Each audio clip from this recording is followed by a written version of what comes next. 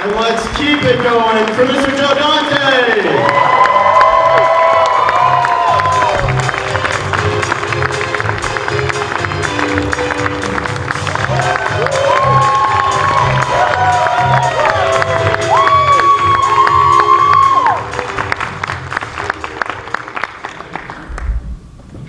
Well, how are you feeling? That was it. Is this on? Yeah, take this one.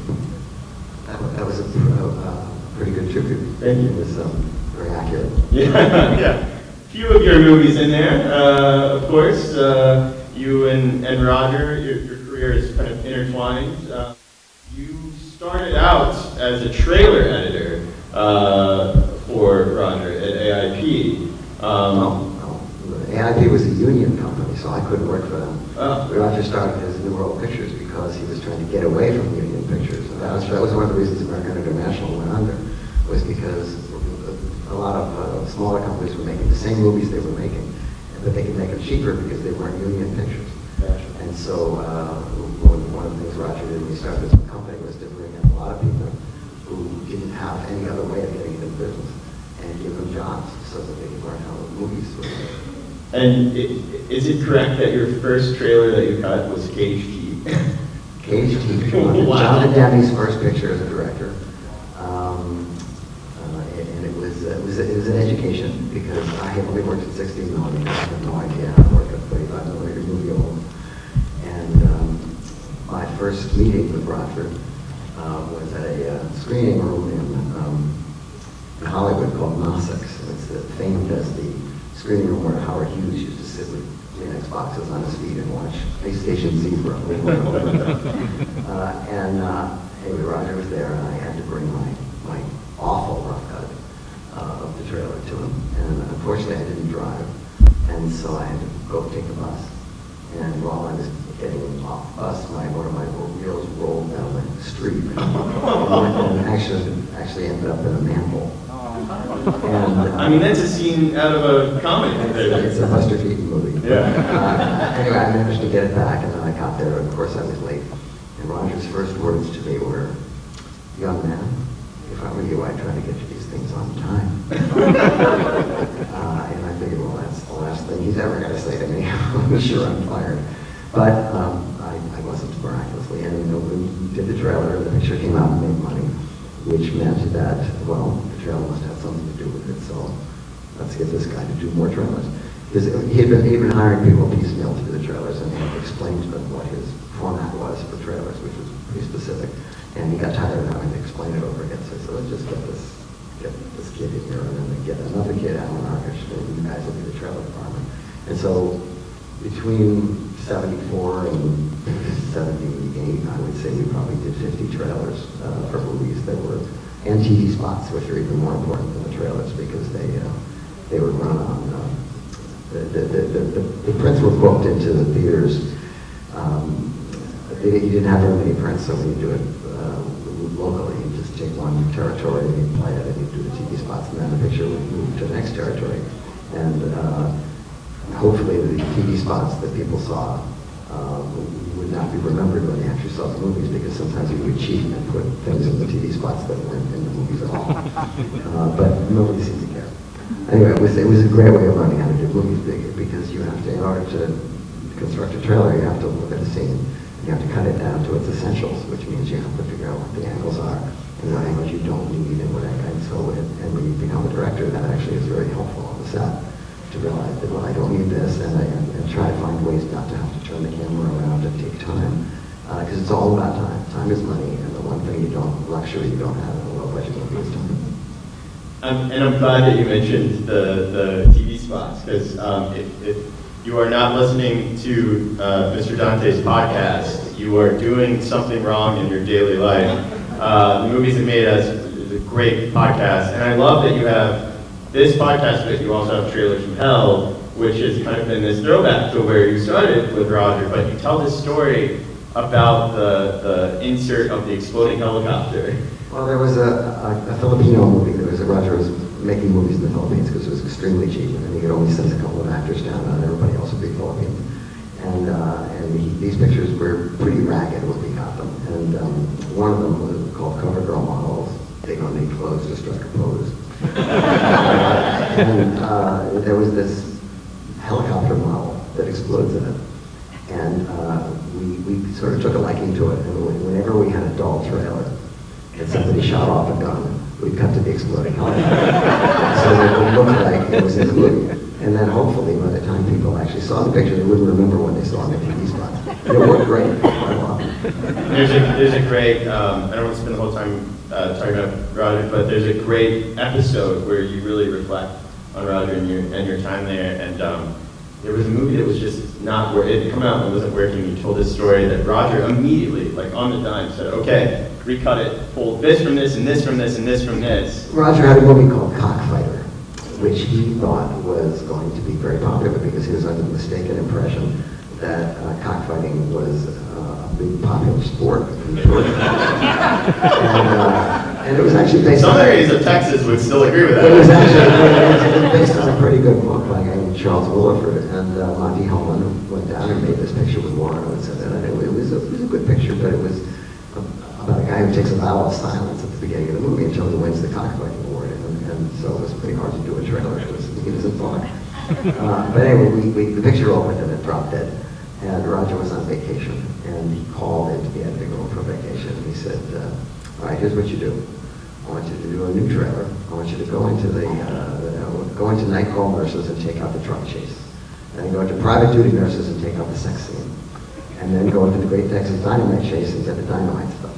I want you to cut all that together in a montage. And when Maureen Oates turns out the light and goes to bed, I want you to splice that in as if it's a dream sequence in the movie, which will now allow us to justify having these scenes in the trailer.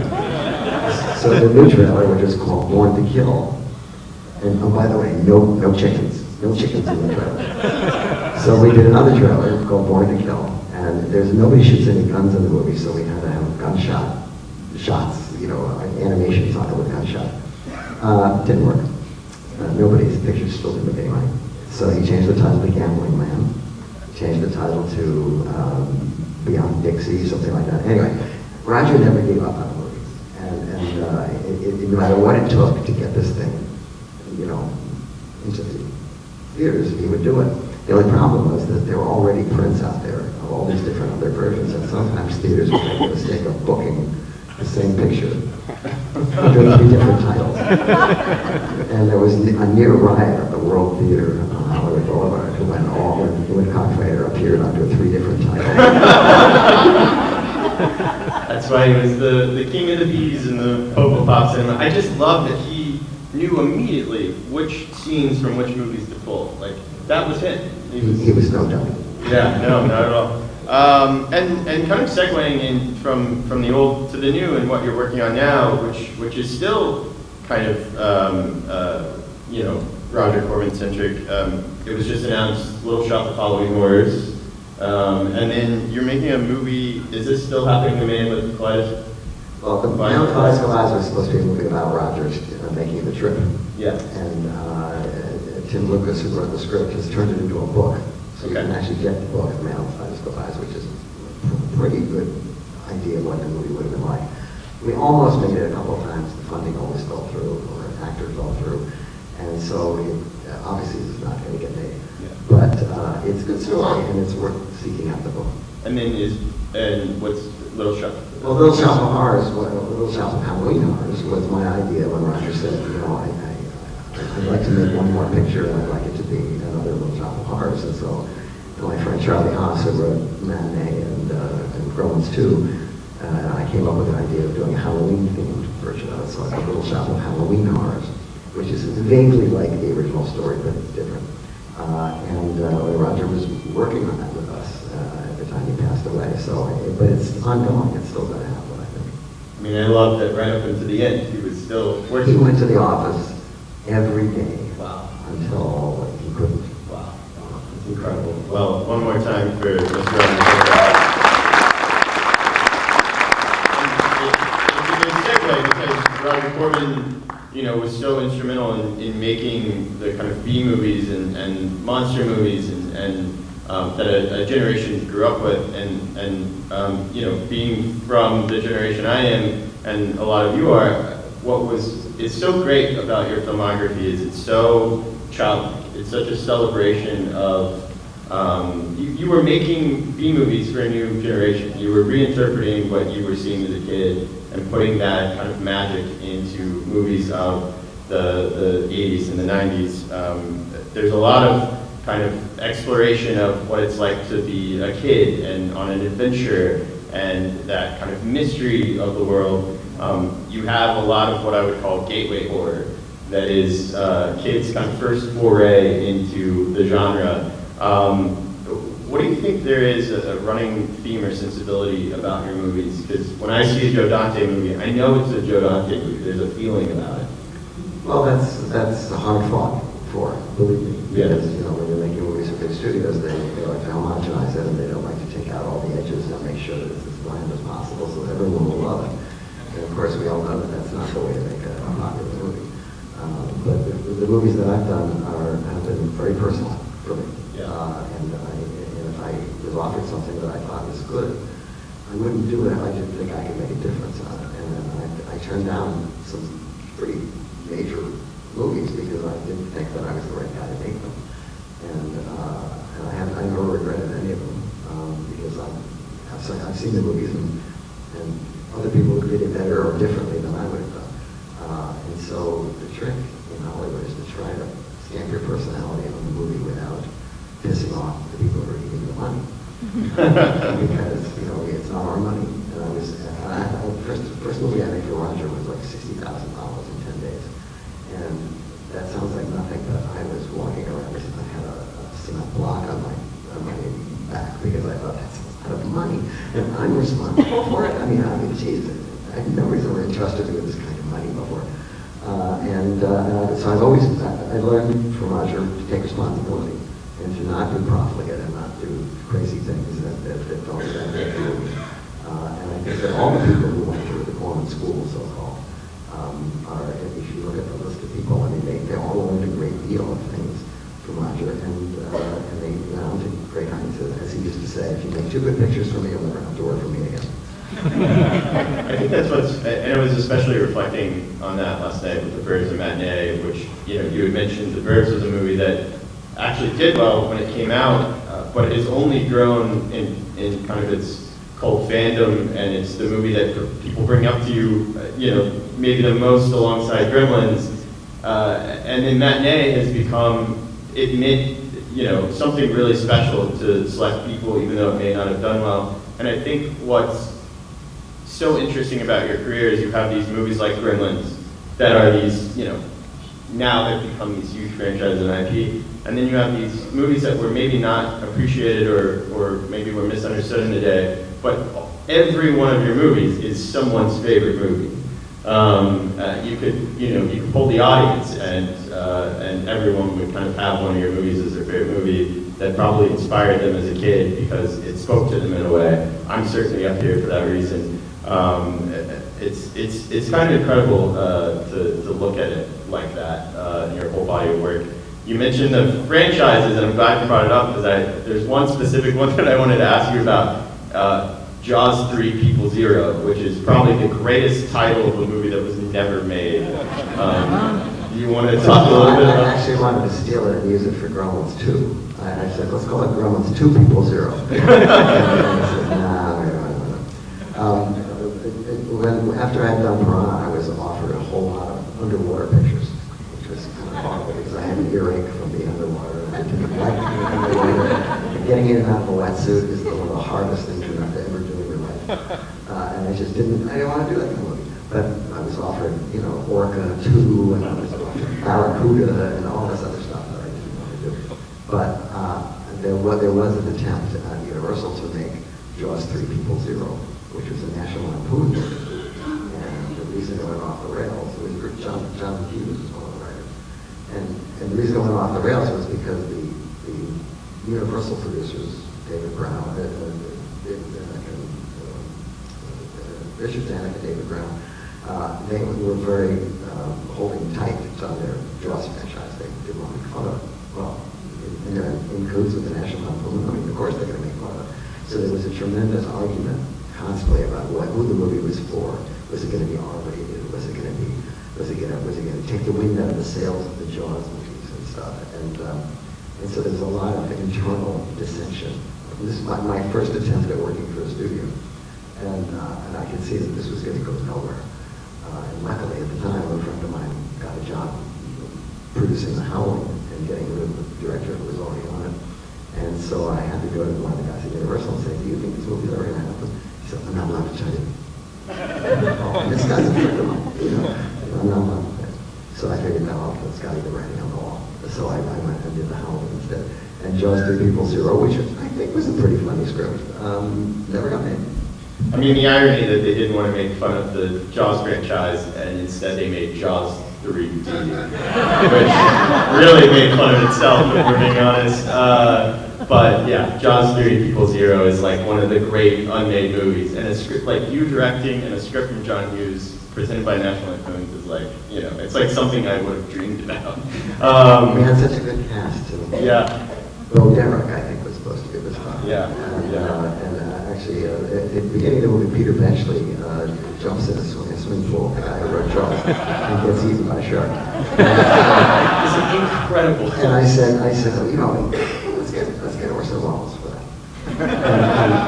And the guy actually said to me, "Orson Welles, we have to put his name on the poster." As if like, holy shit, what a terrible idea. We don't hate that guy. So it was really a very interesting insight into the way studio people think, and it was not encouraging. Yeah, and of course you would end up, crossing paths with Steven Spielberg and working with him on Gremlins, and I'm glad you brought up Gremlins 2, the new batch, which I am a huge fan of. And as much as I love Gremlins, I would argue that Gremlins 2 is superior to Gremlins. Key and Peele got it right. All right, so here we go. This is what I was going to ask you. How accurate is the Key and Peele sketch? I told him after I saw it, I said, this is exactly how. That makes my heart so happy. If you have not seen it, you have got to go watch the Key and Peele sketch, Gremlins 2, the new batch pitch session, and your life will forever be better for it. So good, yes, absolutely. Let's take it out to y'all. Let's move the microphone stand here in the middle. If you'd like to ask a question, go ahead and line up on the microphone stand. While they line up, you also, speaking of Spielberg, you kind of flirted with Jurassic Park at one point. No, I didn't flirt with it, they flirted with me. All right, there we go. Michael Crichton had a series of people he was going to test out to be directors for that movie. Yes. Me, Tim Burton, Richard Donner, and Steven Spielberg. And the only one who promised him a theme park got the job. There you go. All right, yes, I say. I'm Charles from the UK. Over 7 pictures you used Jerry for your score, Jerry Dawson's. He always brought a distinct style to his various projects. What was your abiding memory of Jerry? Well, Jerry Goldsmith is one of the few geniuses I've ever worked with, and I was lucky to inherit him on the Twilight Zone movie because he was hired before I was. We hit it off on that movie, which has a rather odd music score and got sound effects in it and stuff.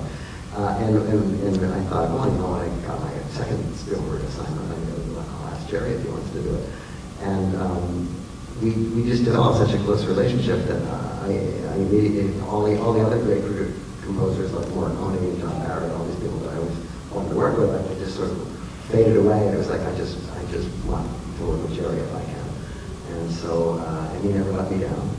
We used to say on the set when things weren't going well, "Don't worry, Jerry will save it." And he always did. And it was one of my most memorable associations with anybody in the business. Thank you. Did you come all the way from the UK to be here? Yes. Wow.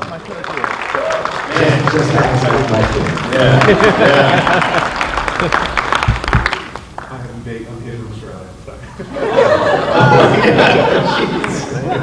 And you win now. I'm so sorry, sir. I would love if you were actually just doing a fake Australian accent. Hollywood has had a lot of high budget, high profile sort of failures lately. Why do you think that's happening, and what? Well, it's pretty, you don't have to ask me that question. You already know. You've seen the movies, they're all the same movie. All they do is remake the same movie. They never do anything different. That leads me to what I was going to ask is, what do you think the studios can do to turn that around? Because cinema seems... I don't know that the studios can turn it around. The movie business is in a really dire place right now. The future of the studios themselves is in jeopardy. And as you see, they're starting to consolidate and try to buy up each other, which is terrible for the library because the films get all mixed up and go all over the place. And preservation is one of the main things that you can do as a studio is to save your past, your assets. And I hate to see that get disrupted because they have been doing some really good work on, rescuing some of their older pictures. But I think the current leadership is about money. It's about bonuses. And you think about how little the people who actually make the movies make compared to how much the executives make. It's obscene. And I don't have a good feeling. Thank you. Yeah, you're kind of playing this on stage. I can't imagine a movie like The Burbs or Matinee, which were both Universal movies, being made today. And if they were, they would be independent. They wouldn't be, bigger budget studio releases. You seem to still, constantly be watching stuff, and of course your podcast, you're kind of constantly talking to filmmakers from today. What have you seen lately that you've really kind of liked? I still love movies, and I don't go as often as I used to because I don't frankly find as many things that I'm interested in seeing.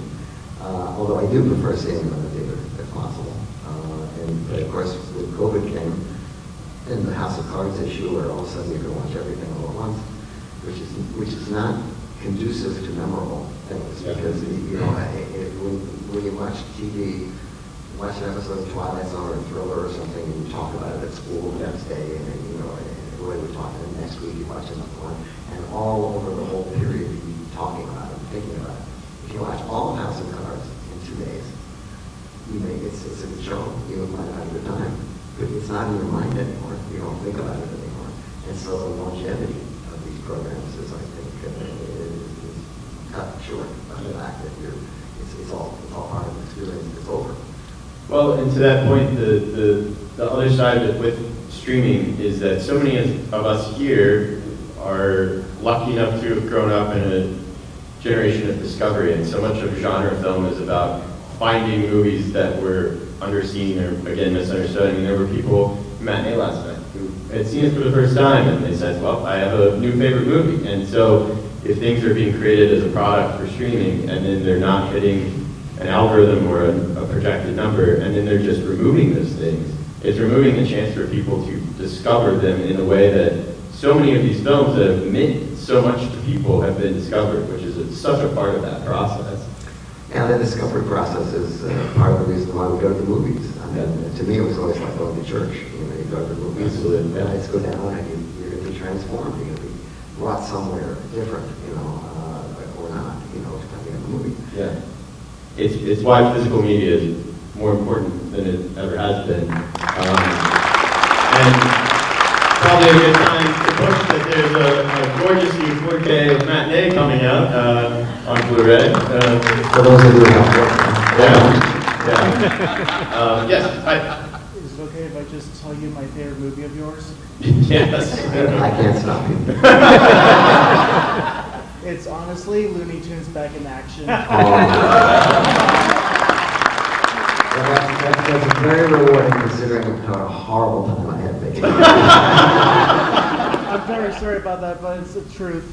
No, I think it's a nice movie. It's got a lot of nice things in it. But going to work every day angry when you're making a Bugs Bunny movie is really not great. He's not great to work with. He's a big diva. Yeah. It wasn't Bugs, believe me. Thank you so much. Oh, yes, he was probably a I see you at the photo op. Yeah, thanks. Glad we got a Looney Tunes shot. It just occurred to me that I just noticed the two gremlins that are sitting here. They just follow you everywhere. You set up your own rules, but they multiply. I saw them, I prefer to not say anything. Yeah. Hi. How's it going? Hi. Mr. Dante, I just have one question. I was wondering which one of your films you're happiest with how it turned out ultimately? It's a hard question.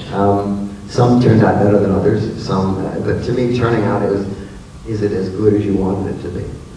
I would say that Inner Space solves that bill for me.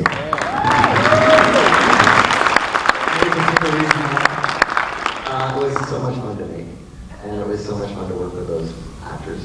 And it was just one of those movies where everything clicked. And you're not supposed. There's a bromide that if you have a good time making the movie, it turns out to be shitty. And there's so many great movies that where people have miserable times making them. But this one was just a joy to work on. Another movie I believe they're unfortunately remaking now, right? Is there an Inner Space remake? No, I think it's Fantastic Voyage they're remaking. Okay, all right. And I think it's Guillermo is remaking. All right, Which well. is a terrible waste of his talent. Hi, how's it going? All right, I'm able from Michigan. My question about the movie Small Soldiers. Where did the idea come from to make a movie about toy soldiers? Like, why did you Small make it? Soldiers, yes. Why did you make it?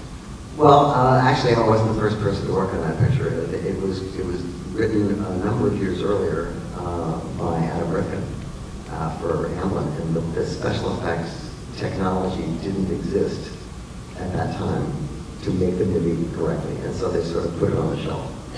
And then they asked me to look at it, and I thought it needed some rewriting, so we rewrote it and stuff. But what appealed to me was the idea of these two lines of toys, one of whom are kind of creepy and ugly, and the other are like military guys. And it's sort of a lesson for kids that, just because you wear a uniform doesn't make you a good guy, and just because you look funny doesn't make you a bad guy. And so I thought that was a decent message for kids. And it seems to be, judging from the reaction I've had to people who come up to my table, the people of a certain age, who were a certain age when they saw it, it looms large in their vision. That's one of my favorite movies. Yeah, there you go. Because you mentioned Amblin, of course, Gremlins was one of the first, if not the first Amblin, other than Amblin itself, it was one of the first. That was the first Amblin movie. You were certainly of the Amblin era, and I think of your movies as, people use Amblin as kind of a descriptive word about movies. What do you think? Small Soldiers, Gremlins, Matinee, Explorers, which I absolutely love. All of your movies have this kind of kids in adventure or kids in peril aspect. What do you think it is about that as a kind of lens to tell your story? Probably because I don't have any kids.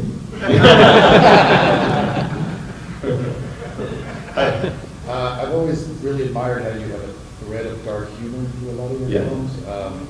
Like the Howling when you cut away from dog food commercials, amazing. And I know you worked on Amazon Moon on the Moon. Bullshit or not, is one of the funniest things I've ever seen. I was just wondering if you had any stories for working on Amazon Moon on the Moon. Well, Amazon Moon on the Moon, which was an unfortunate title for a pretty funny movie, which was a follow-up to Kentucky Fried Movie, which was a bunch of sketches. And for some reason, John Landis thought that the best title for the movie was the sketch about the parody of Queen of Outer Space, and which is brilliantly done, but nonetheless, it marks the movie as Amazon Moon on the Moon, and it sort of limited its playability.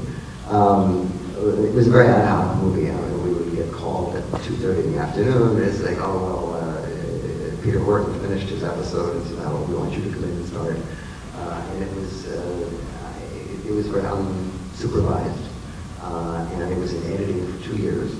It was shot at 85 and come out to 87 because John kept reshuffling the order of the episodes and then doing previews and then changing it around again, doing more previews.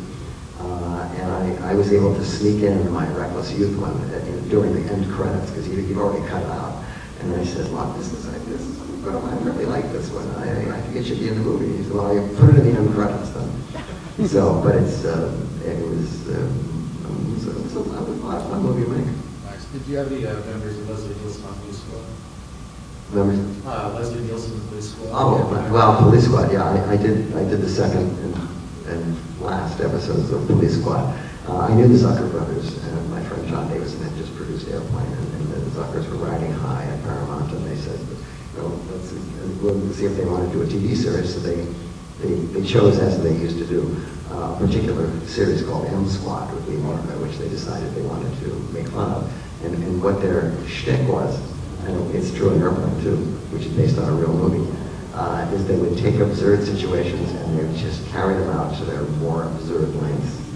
And so every cliche that was in these projects, they would just amplify to a point where they became ridiculous and absurd. And that was their talent. And they were three of them. And it's not easy to directing a movie with three people, because nobody knows who to listen to.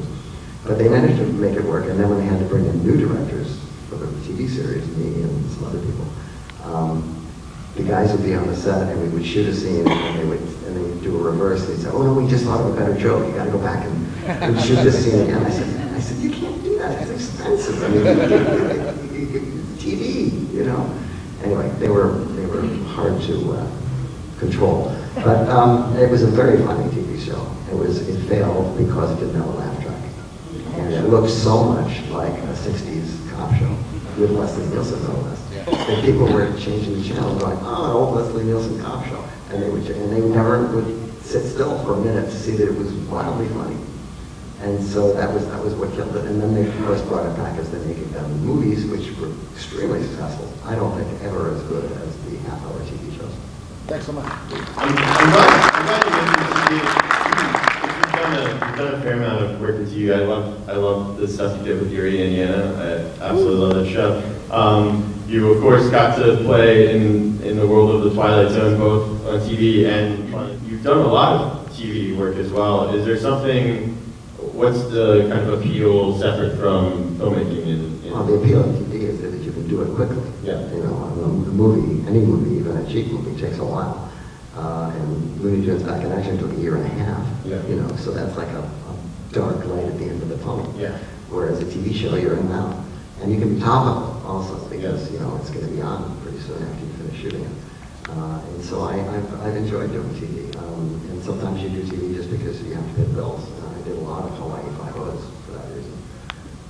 I'm curious, is it similar in something like Twilight Zone, the movie, or Nightmare Cinema, which you made with McGarris, where you're one director in an anthology? Is it a similar kind of process? Well, anthologies are very attractive to directors because you don't have to carry the movie. Yeah. You can do your story, and it can be good. In anthologies, there's always one that people like better than the others, or there's always one, if you don't like this one, there'll be another one coming along pretty soon. And so it's a great format, and also it can be done cheaply. I've done a number of those anthologies because I think it's low impact. Yeah, absolutely. All right, we got time for these last few. Yes. All right. First, Mr. Dante, thank you for being here. One of my favorite things about all your movies is that you were able to embrace practical effects, either out of necessity or just look, and I absolutely adore it.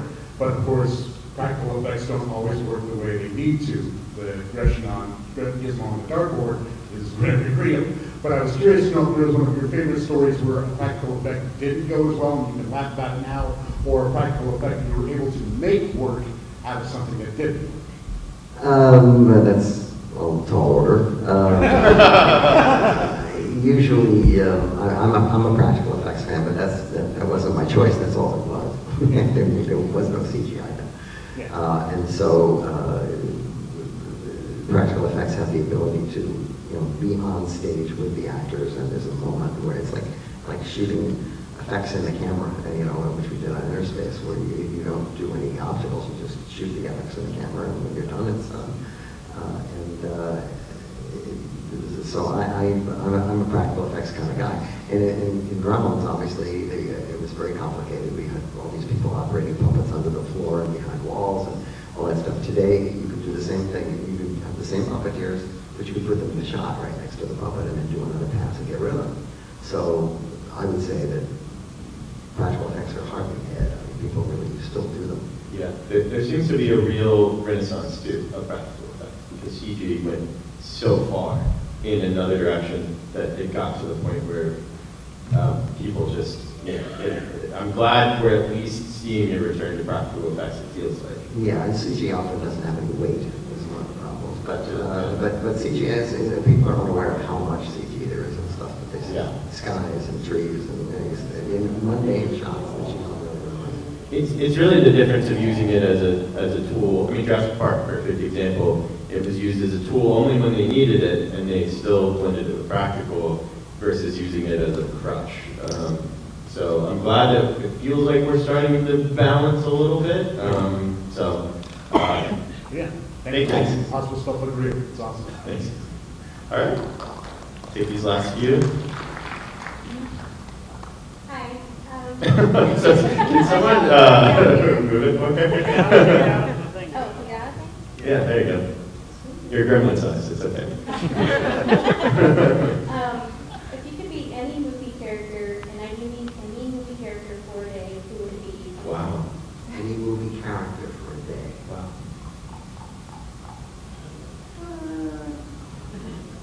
It wouldn't be Citizen Kane. You wouldn't be the slut either. No, I wouldn't. Would be kind of probably a husband. Yeah, I guess he wasn't that hardcore. Nice physical media hat. And Hello, thank you for being here first. My question is, in the Twilight Zone movie, your section is probably my favorite, like by a lot. I really like what you did with the original TV episode. My question for you is, was that your first choice in the one to redirect? And if you could go back and do a different one, which one would you choose? Well, the problem I had with the Twilight Zone movie was that they insisted on remaking old episodes. I said, you guys are crazy. I mean, everybody knows this show. The reason they come into your movies is because they've seen these episodes. They know how they end, and they all have twist endings. So why do you want to do them over? No, we want Warner Brothers. We want the Twilight Zone. We want the Twilight Zone. Okay. So I figured, okay, what episodes can I do and change it around to a point where people might not recognize it until later in the episode. And It's a Good Life, which was done very well on TV. It was based on a story by Joan Bixby, which I went back to. And I said, well, I'll just go to the short story and we'll work from there. Richard Matheson was writing it, which was a boon for me because he did a lot of Twilight Zones. And he's a wonderful guy, a great writer. Worked for Roger a lot. We put the idea of the cartoons because we were working at Warner Brothers. And it just sort of went from there. And it was my first studio movie. I'd never been on a soundstage or a big movie studio before. And on one of my first days, this grip came up to me and he said, "Hey kid, you see that corner? Yeah, Earl Flynn pissed in that corner." And I knew I had arrived. I kind of just put together in my head from Key and Peele Gremlins 2 sketch that no one could have seen at the time that Jordan Peele would become one of our great modern genre filmmakers and is the guy who brought Twilight Zone back around. And I quite liked his modern Twilight Zone. Yeah. Hello. Were you also from Australia? I'm from Australia. Oh my God! Where, did you all take the same flight here, or? First of all, sorry about the Howling 3 on behalf of Australia. That was really bad of us. She flew all this way. Actually, that's one of the better Howling sequels. My question is, staying on the theme of the Twilight Zone, if you could talk a little bit about directing the Ride pre-show, a bit specifically about how you brought back Rod Serling after so many years. This is the, which I understand is still here, the Tower of Terror. It is definitely still there. One of them is. One of the two. The other one's quite fittingly to our franchise conversation now a Guardians of the Well, Galaxy. that's the one at Disneyland. The one here is still the Tower of Terror. Yes. And I was asked to do that. And we had a guy who, I can't remember his name, but he was a good Rod Serling impersonator. And he's used for some of it, but I said, you can't get away with that. You've got to really have the real Rod Serling. So we looked around, we found a good intro that he had done that we could use and repurpose the voice for it. We used mostly his voice, but then occasionally to say the things that we needed him to say, we used the impersonator. And it was all done very quickly and cheaply, and I really enjoyed it. And then plus I used to get on the ride for free when I was a kid. Now I have to fly all the way to Orlando to go. Well, I was going to ask you if you've fully ridden the ride, because the classic story about Steven Spielberg riding the Jurassic Park ride, do you know this? That he rode it all the way up to the drop and then got off at the drop. So have you ridden the full Twilight Zone ride? Well, it was. Thank you for asking that question. That was the best ride at Disney World, like, yeah. And I will say, as somebody who goes to Disney a lot, it still holds up. The video It's very clever. It still holds up, yeah. All right, last question, take it away. Thanks for being here. I'm here to speak with my dad, who showed me all of your films growing up. I often cite Gremlins as the reason I went to film school. Oh, that's nice. Yeah.